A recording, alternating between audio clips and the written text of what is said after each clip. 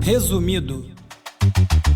Olá, eu sou o Bruno Natal, hoje é dia 2 de julho e no resumido número 270, as consequências e inconsequências da superexposição online, a IA ao pé do ouvido, a Sanji livre, a vez dos telefones burros, a febre da MTG e muito mais. Vamos nessa, resumido!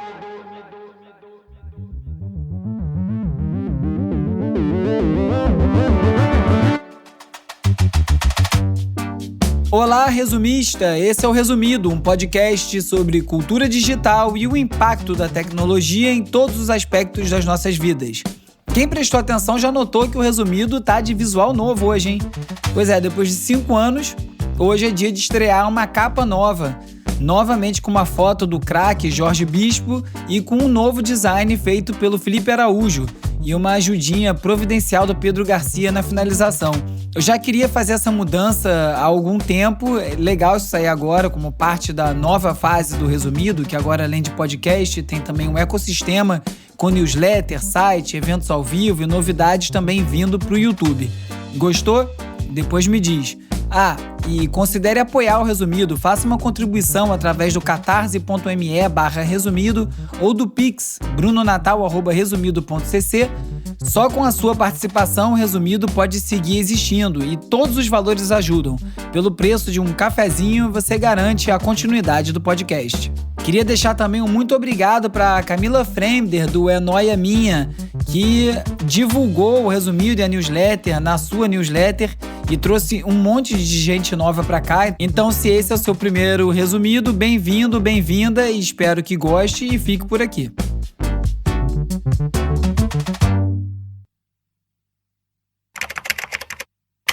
Vamos aos detalhes. Policiais militares de São Paulo deixaram um youtuber norte-americano posar com uma arma e participar de uma perseguição policial. Vamos de cultura digital e como nosso comportamento online ajuda a moldar a sociedade. Nas imagens, um agente da corporação afirma em inglês ao criador de conteúdo, Gen Kimura, que mortes de criminosos são comemoradas, vejam só, com charutos e cervejas. A gente aprende na escola, ou aprendia, né, que a nossa liberdade acaba onde começa a do outro. A internet tem colocado essa máxima à prova. Recentemente, no que parece ter sido um momento de virada de uma trend que tem crescido nas redes sociais, uma mulher se filmou escutando uma conversa de um homem num avião. E depois de ouvir os detalhes da conversa, ela acusou o cara de traição e compartilhou detalhes que pudessem ajudar a identificar o homem para que essa informação chegasse na companheira dele e ela soubesse o que ele supostamente fez. E é claro que a internet, sendo a internet, o plano deu certo e a informação chegou na companheira dele, o que despertou um debate sobre esse tipo de espionagem disfarçada de responsabilização.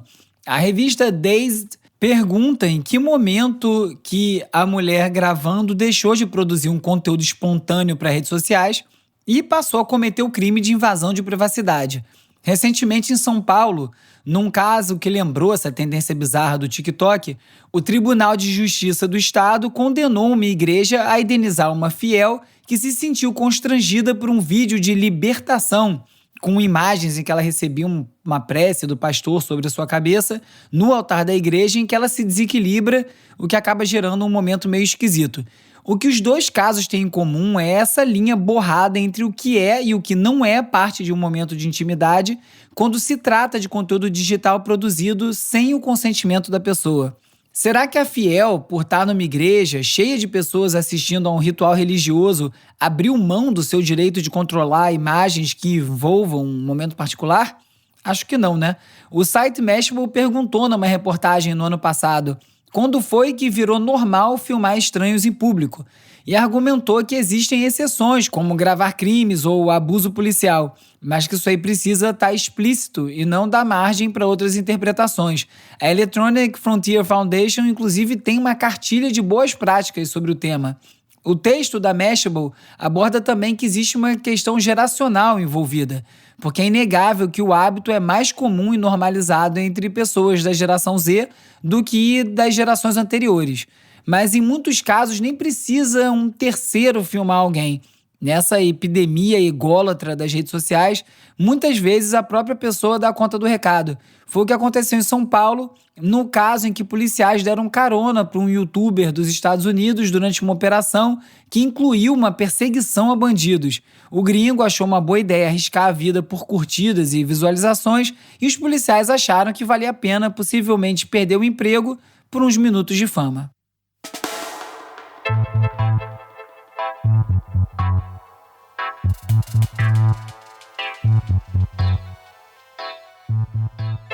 Navegar pela internet pode te deixar literalmente enjoado. Segundo a revista Nature, o aumento da nossa dependência pelo celular durante a pandemia intensificou a incidência do chamado cyberenjoo. O fenômeno é comum entre pessoas que usam óculos de realidade virtual por muito tempo e é caracterizado por sintomas como tontura, náusea e surge por conta do descompasso entre a percepção de movimento do nosso sistema visual com os óculos, enquanto na realidade a gente está parado fisicamente, né? Esse problema, que antes era bem pontual, agora tem afetado mais pessoas, principalmente por conta do nosso aumento no tempo de tela e da falta de movimento físico. Conforme a gente passa mais tempo sentado, navegando em atividades como trabalho remoto e na procrastinação das redes sociais, né? A gente fica colado na tela por conta da tempestade de dopamina provocada pela dinâmica das redes sociais. Para tentar evitar tanto estímulo, muita gente tem utilizado aparelhos de celular pré-smartphones, sem apps, os chamados dumb phones ou telefones burros. O grande Nokia 3300 foi até relançado. Tem também aparelhos modernos que são pensados para essa era da conectividade, mas preocupados em minimizar o tempo de tela. É o caso do Light Phone e também do Punkt. A vantagem desses dois aí é que eles contam com boas câmeras e você ainda consegue utilizar apps como Mapa, tocador de música, Uber, só que são caros para chuchu, quase sempre na casa dos $300. Uma alternativa para quem quer ficar menos tempo em rede social é o Books Palma, um dispositivo do tamanho de um smartphone com uma tela de e-ink, parecida com as do Kindle, né, um leitor digital, rodando um sistema operacional Android, o que permite o uso de vários aplicativos. Só que a tela e-ink é ótima para leitura, mas ela não é feita para rodar app. Isso aí dificulta o uso, por exemplo, de redes sociais.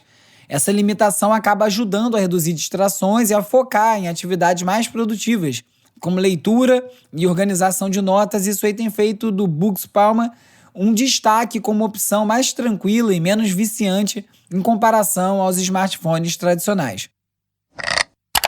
A polêmica da vez no meio do streaming de música são as MTG, ou montagem, né? Um nome diferentão para remix não autorizado, que tem sido publicados e monetizados no Spotify. O produtor carioca Mulu falou com o G1 sobre as dificuldades para lançar oficialmente o seu remix MTG Chihiro, da Billie Eilish. Apesar de ter viralizado, Mulu encontrou obstáculos legais e viu a música ser roubada e lançada por um outro produtor no Spotify. A versão pirata do remix não autorizado já acumula mais de 2 milhões de plays. Por isso que é tão importante o rigor na verificação da origem das faixas pelas distribuidoras e também a importância de proteger os direitos dos criadores originais, tanto de quem é remixado quanto de quem remixa.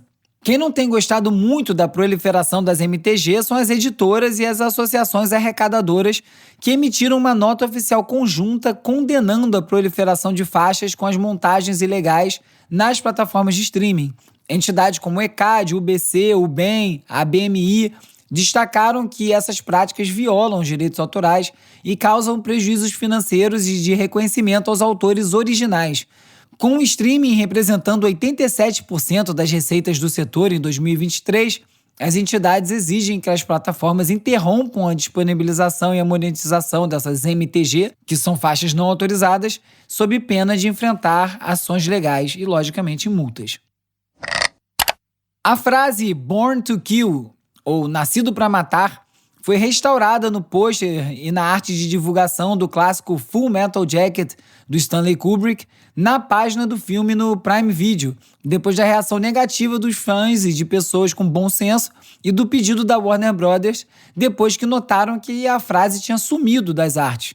O capacete do personagem principal, que é interpretado pelo Matthew Modine, que aliás também se manifestou sobre o assunto, exibe a frase Born to Kill e um botão com o símbolo da paz. Isso aí representa um tema central do filme, que é a dualidade do homem. Não por acaso, o Kubrick escolheu colocar a frase na testa do personagem principal. E quem é que vai decidir tirar isso de lá, né? ¿Te parece que a veces tu teléfono te distrae? Agora é o momento de explorar as transformações causadas pelas inteligências artificiais. Puedo escucharlo ahora. En noticias financieras de hoy, los mercados globales siguen subiendo. El mundo es grande. Las ideas son el punto de partida de todas las fortunas. A Eleven Labs tem gerado resultados muito bons ao sintetizar vozes.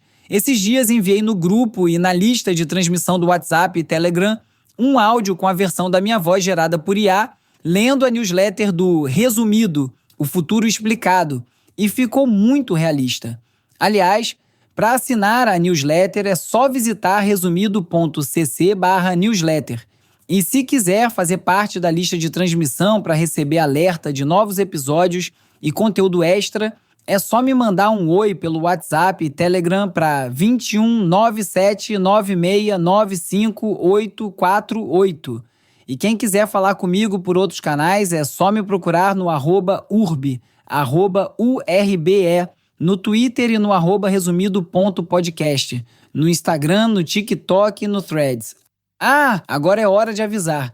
Tudo isso que você ouviu nesse trecho foi gerado pela ferramenta da Eleven Labs. E aí, o que você achou? É mole? Deu para sacar o tamanho da confusão que esses áudios podem gerar, né?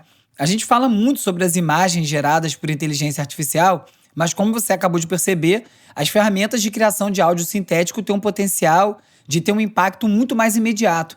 E exatamente pela ausência de uma referência visual que pode facilitar a detecção de uma falsificação, o áudio sintético pode potencialmente ser mais perigoso. Agora, a Eleven Labs lançou um aplicativo chamado Reader, que utiliza IA para ler em voz alta textos de site, documentos, PDFs. Por enquanto, o app está disponível para iOS nos Estados Unidos, no Reino Unido e no Canadá, e os usuários podem escolher entre diferentes vozes, ajustar a velocidade de leitura, além de futuras atualizações que prometem reprodução offline, acesso a feeds de RSS e compartilhamento de trechos de áudio. Isso pode transformar a maneira com que a gente interage com os textos, além de auxiliar em questões de acessibilidade. E a autenticidade dessas vozes sintéticas e o potencial de manipulação de informações são as preocupações que não podem ser ignoradas. Outro uso de IA no campo de áudio é a possibilidade de prever a progressão do Alzheimer através da análise da fala. Pesquisadores da Universidade de Boston desenvolveram um modelo que analisa o conteúdo da fala para prever com 78% de precisão se uma pessoa com comprometimento cognitivo leve vai desenvolver Alzheimer nos próximos 6 anos. É uma abordagem não invasiva e que pode revolucionar o diagnóstico precoce de uma maneira mais acessível, eficiente e sem a necessidade de exames caros e invasivos. Com as Olimpíadas de Paris chegando, a rede de TV dos Estados Unidos, NBC, vai utilizar a IA para recriar a voz do famoso locutor esportivo Al Michaels para oferecer resumos personalizados das Olimpíadas, narrados por uma versão digital do Michaels, que vai adaptar os destaques dos eventos aos interesses específicos de cada usuário. A iniciativa chamada Your Daily Olympic Recap on Peacock promete uma experiência personalizada com até 7 milhões de combinações possíveis de resumos, algo simplesmente impossível de ser feito antes. Se você imagina aí o Galvão gravando 7 milhões de resumos por dia, ia ser mesmo uma tarefa olímpica. Enquanto isso, nada da OpenAI lançar o chat por voz em tempo real, que foi anunciado em maio. A empresa disse que o Voice Mode só sai em agosto e, mesmo assim, só para um pequeno grupo de usuários. Considerando tudo o que está acontecendo em torno de áudio, vai ver se é uma boa notícia.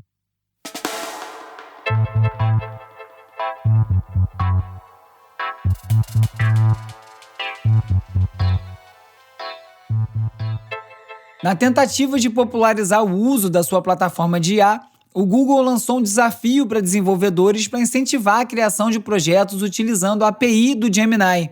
A competição oferece prêmios, incluindo um DeLorean elétrico personalizado de 1981 para o vencedor da categoria Melhor Aplicativo.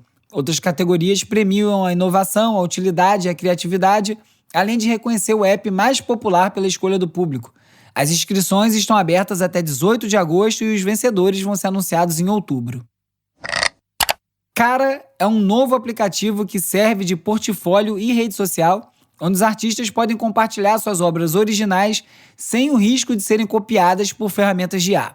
O app Cara proíbe a raspagem do conteúdo por plataformas de IA e utiliza a ferramenta Glaze para impedir a replicação de estilos artísticos no treinamento de modelos de linguagem. O app já tem mais de 300 mil usuários, chegou ao top 5 da App Store nos Estados Unidos e foi criado pela fotógrafa Jingna Zhang e está focado em apoiar os direitos dos artistas e facilitar conexões na indústria criativa. A substituição de uma equipe de 60 redatores por ferramentas de IA teve um impacto devastador numa empresa, segundo a reportagem da BBC. Em 2023, Benjamin Miller, pseudônimo do escritor que foi entrevistado, trabalhava com uma equipe de redatores. Um ano depois, o Miller era o único humano restante do time, agora com a tarefa de corrigir os textos gerados pela IA. Antes, a ferramenta era utilizada só para gerar rascunhos baseados em manchetes, que depois eram editados pela equipe, mas a chefia decidiu eliminar quase todos os redatores, passou a gerar os artigos integralmente com IA e o Miller ficou com a tarefa de humanizar os textos. Eventualmente, o Miller também foi demitido e, ironicamente, foi trabalhar numa empresa que ajuda a tornar os textos de IA menos detectáveis. Não são só os redatores que sofrem com esse tipo de coisa. O Banco do Brasil lançou uma nova ferramenta, a ARI, Área de Recomendações Interativas, destinada a micro e pequenas empresas. Esse assistente utiliza IA para fornecer recomendações financeiras e de negócios baseado nos históricos financeiros dos clientes, com até 34 tipos diferentes de alerta. Desenvolvida com o modelo de linguagem da OpenAI, a ARI tem o seu conhecimento limitado aos dados do Banco do Brasil e todas as respostas são validadas por funcionários do banco. Bom, por enquanto, pelo menos. A produção massiva de conteúdos por IA gera um volume grande de conteúdo de baixa qualidade. Esse novo tipo de lixo eletrônico ganhou até um nome, SLOP. Esses textos, fotos, ilustrações, áudios e vídeos ruins sobrecarregam e poluem o ecossistema digital. Quanto mais conteúdo publicado, mais difícil fica encontrar o que de fato importa. E se a maior parte do conteúdo for de porcaria aleatória, pior ainda. Segundo o site Rapadura Tech, que nome mais sensacional, a forma de combater essa enxurrada de besteirada é a implementação de algoritmos bem ajustados, técnicas de machine learning e também políticas de moderação rigorosas para filtrar conteúdos de baixa qualidade. Motores de buscas com o sistema Panda e BERT do Google são outros exemplos de ferramentas que priorizam conteúdos de alta qualidade, embora sua eficácia dependa de atualizações constantes para enfrentar as novas formas de spam. Na semana passada falei sobre a IA do jornal O Globo, que gera resumo das reportagens, e agora, após o lançamento, o Grupo Globo atualizou seus princípios editoriais para incluir diretrizes específicas sobre o uso de inteligência artificial no jornalismo. A nova política incentiva o uso de IA para aprimorar a qualidade, mantendo compromissos de isenção, correção e agilidade. As orientações também estabelecem que o uso de IA deve ter supervisão humana, ser transparente ao público e respeitar os direitos autorais. E isso tudo me lembrou que eu mesmo não publiquei os princípios do resumido sobre IA no site. Eu vou fazer isso. It is the culmination of a 14-year legal battle. The WikiLeaks founder Julian Assange is back home in Australia. E agora é hora de falar sobre como as Big Tech moldam o nosso comportamento. As he got off the plane in Canberra, he waved to cheering supporters and embraced his wife and father.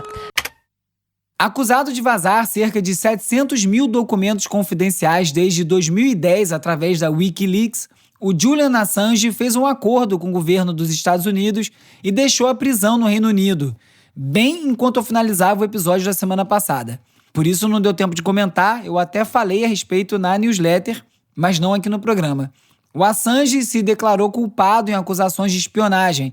Depois de lutar por 12 anos contra uma extradição, o Assange voou de volta para a Austrália, seu país de origem, de onde ainda vai ter que encarar uma série de problemas burocráticos, incluindo o pagamento de uma dívida enorme de cerca de 3 milhões de reais para pagar o frete de um avião particular, já que legalmente ele não podia voar em uma aeronave comercial. É impossível falar sobre cultura digital dos anos 2010 sem falar do Julian Assange e da fundação do Wikileaks. Os dois, criador e a criatura, foram responsáveis por trazer à tona uma série de documentos que reportavam abusos governamentais mundo afora, dos Estados Unidos no Iraque até violações de direitos humanos de países diretamente envolvidos na Primavera Árabe, como Tunísia e Egito. Por outro lado, muitos documentos expostos pelo Wikileaks são considerados exageros do ponto de vista diplomático e podem ter colocado em risco a vida de oficiais e civis ao terem seus nomes expostos, e foi isso que fez com que Assange fosse visto por algumas pessoas como um mero agitador, ou até um terrorista, dependendo de quem falava, né? Independente de ser herói ou vilão, é inegável que tanto Assange quanto os vazamentos feitos através da organização Wikileaks, o nome que numa tradução livre seria algo como vazamentos colaborativos, são responsáveis por colocar em xeque a vigilância excessiva de governos sobre civis e especialmente sobre o trabalho da imprensa, que deveria ser 100% livre, claro. Em anos que foram marcados pelo crescimento das redes sociais como grandes centros de distribuição e discussão de notícias, o Assange foi o protagonista de um período muito específico da história digital do Ocidente, onde as narrativas sobre os acontecimentos históricos eram escritas coletivamente através de fóruns do Reddit, fios no Twitter e posts no Facebook. O Assange, que já foi tema de livro, documentário e muita reportagem, certamente deve revelar agora partes da história que ainda não são conhecidas e que com certeza vão ajudar a explicar muita coisa. Agora é aguardar os possíveis vazamentos feitos pelo próprio Julian Assange sobre a própria saga.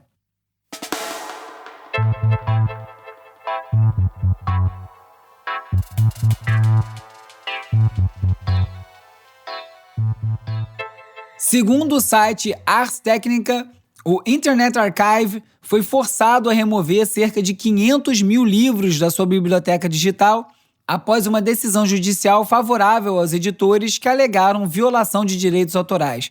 A medida foi considerada devastadora por muitos leitores e levou o Internet Archive a apelar da decisão, argumentando que seu sistema de empréstimo digital deve ser reconhecido como uso justo, o fair use, da lei em inglês.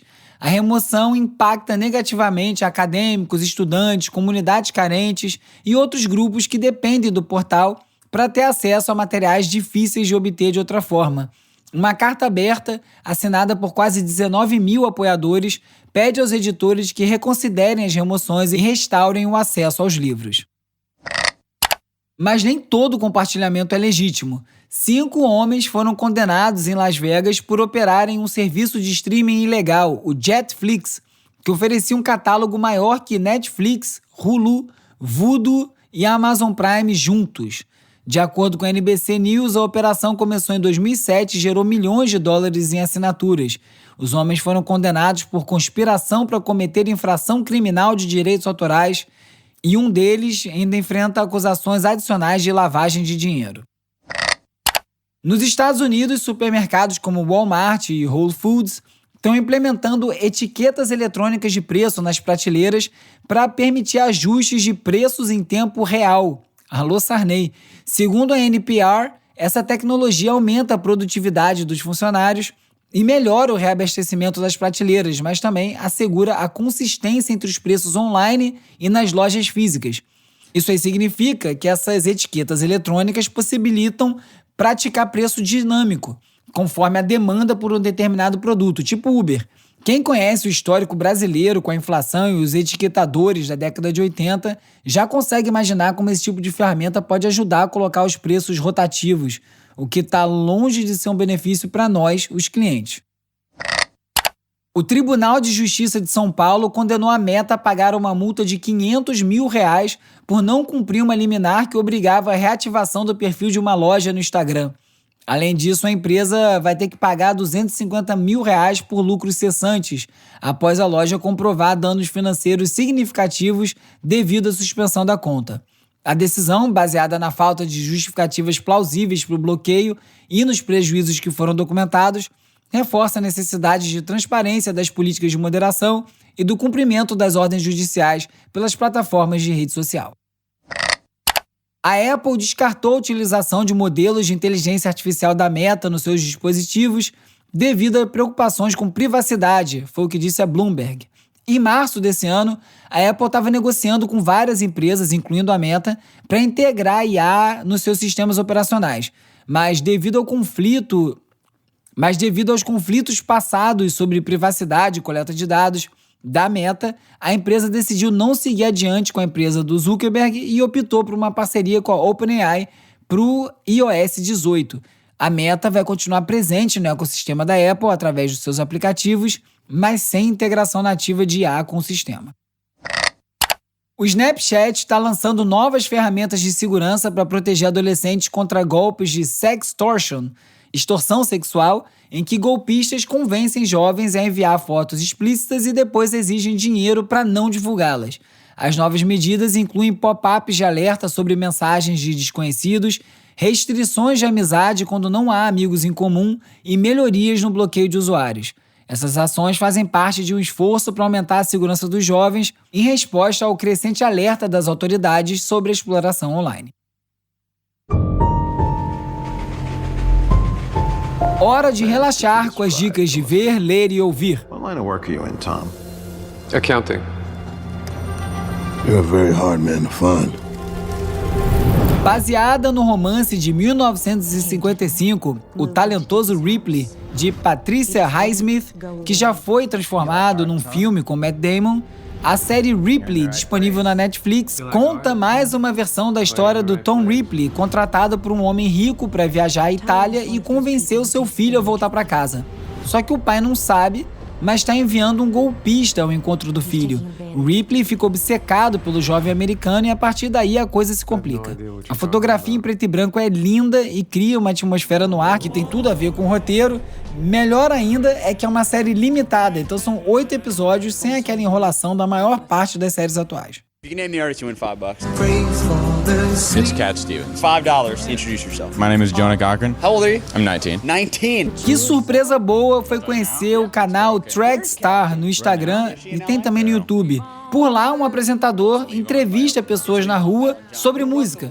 Ele apresenta algumas faixas para a pessoa adivinhar o que está tocando e a partir daí ele vai conversando sobre aquilo. E ouvir pessoas falando de música dessa forma apaixonada e informada, às vezes parece algo que ficou perdido lá nos anos 2000. Tem muita informação boa, mas o mais legal é ver a continuação dessa relação íntima com a música, conseguir sobreviver na era dos algoritmos. Eu hoje só lembro o nome das músicas dos discos que eu pelo menos baixei o MP3 de streaming, quase não sei o nome de nada.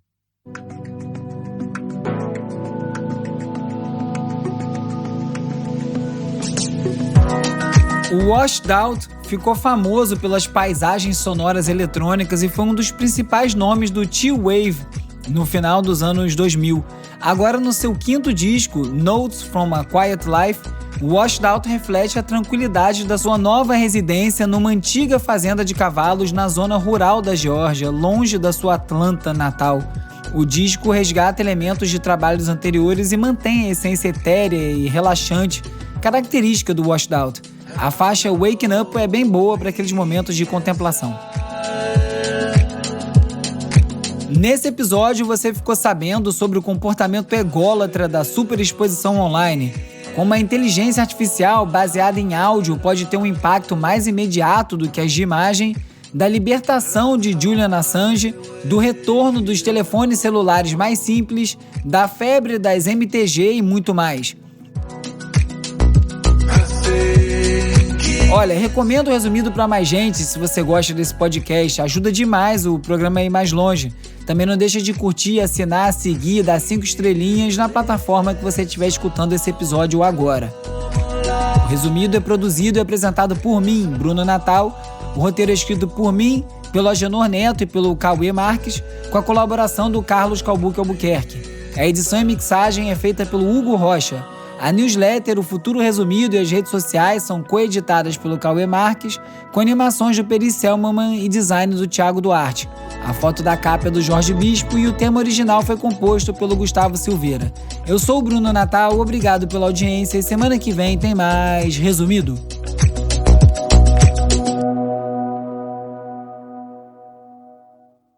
Resumido.